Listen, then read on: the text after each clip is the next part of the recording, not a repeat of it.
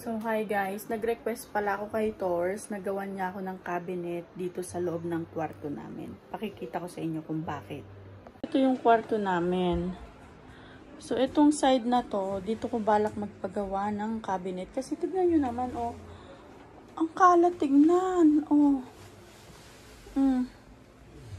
So, ayan yun. Ito yung TV namin. So, ayan. So, sabi ko nga sa inyo, yung pinakita ko doon sa loob ng kwarto ay kailangan ng cabinet para magandang tignan, hindi yung kalat. So, ito ang naisip niyang paraan.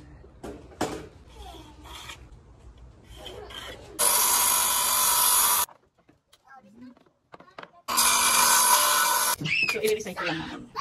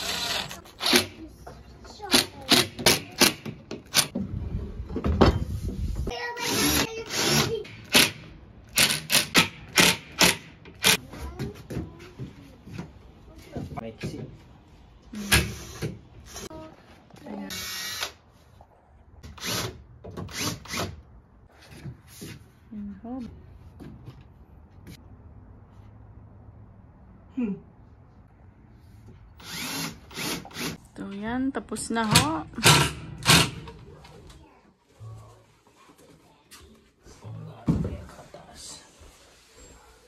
First, bago ka mag-screw sa wall, kailangan mo munang hanapin kung nasaan yung stud or yung pagpapakuan. So, ganyan. Kasi mamaya ang mapako mo ay walang laman. So, hindi ito kakapit, itong cabinet. So, yan. Nandyan yung stud. So, nakikita nyo yan. So, mayroon siyang 1.5 na kahoy dyan. Tuloy. So, hanap pa tayo. Yan din. Enter. Yan, nilagyan na ng line para may guide na si Tors kung saan itong itatapat. So, yun, i-screw na namin. So, ito yung saksakan. Ipinasok na lang nito. Nag-i-screw siya, tinutulungan ko siya. Ngayon, titignan niya kung level. Looks level. So, ayan na siya. Ganitors ng screw sa ilalim para talagang matibay. Dabatin mo na.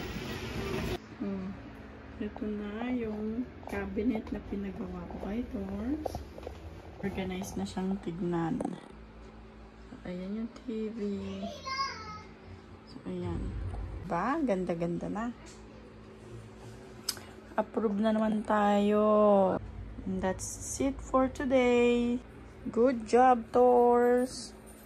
For the job well done.